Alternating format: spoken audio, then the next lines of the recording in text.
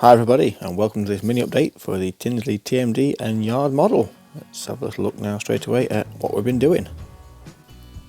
Just to explain why I'm doing this voiceover for you, Dave's been very busy recently and so has asked me to put this together. Right, so what we've been doing? Well, there's been a few changes on the layout itself, and the decision's been made to make some alterations inside the shed. So as you can see here, we had originally installed some inspection pits and everything looked pretty good, to be fair, through the doors, but on the real thing, as you can see in this photo here, the tracks are actually suspended on these floating rail bridges, and you can't buy these. There aren't any kits available for them or anything like that in 00 gauge, and so we decided we would build our own. So a few drawings were made working from the photographs and based on what we knew dimensions wise, and we came up with a few designs. I contacted my good friend Alex over at OnlineModelsltd, who does a bit of custom commission laser cutting work, so anything you need, give him a ring, and he came up with these for us. Now they look a bit unusual, I'll admit, just some strips of wood, but they're actually the bases for these floating rail bridges. So we can put those together and combined with some 3.2mm dowel cut to the correct length, we've got the basis of what we need.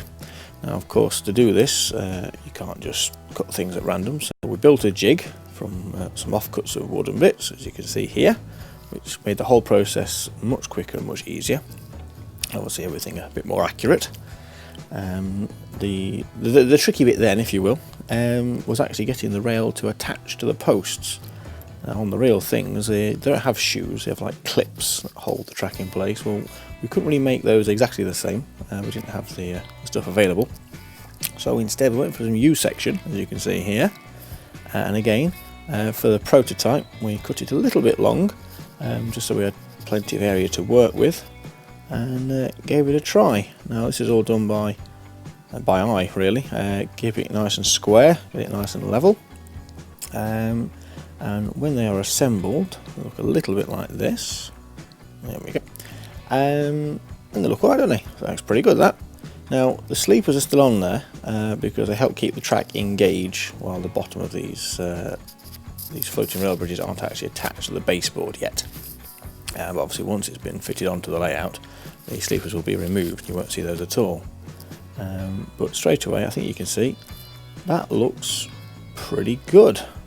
So now we've got it together, let's give it a quick test and let's see if it works, shall we?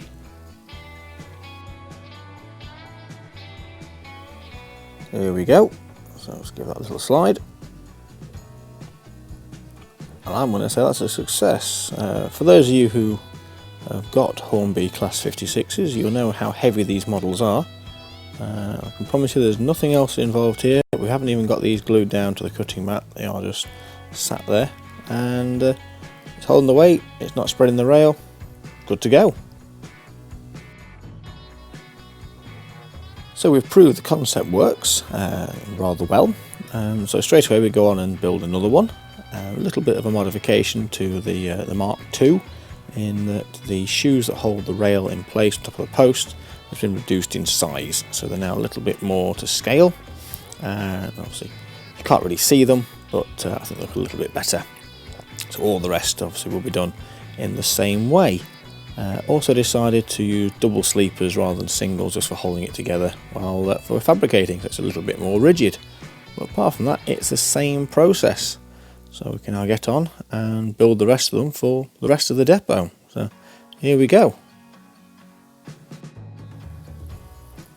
And that is about it, guys. So we'll leave you now with some images of a couple of these 56s sat up on these bits of rail we've constructed in this video, so you can see how far we've got.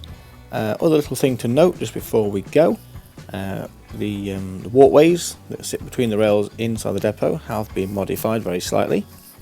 A couple of kits from Scale Model Scenery have been purchased and modified, so as you can see they've gone from looking like they do at the box to having the adjustment made at the top end so the handrails actually match the profile of how they were on the real depot, and we should be going back in the not too distant future and changing the ones at the other end of the shed that we did previously. So there you go. I hope you've enjoyed this one. Thanks for watching. Remember to click that subscribe button and follow us on the Facebook group, and we'll see you all soon. Bye for now.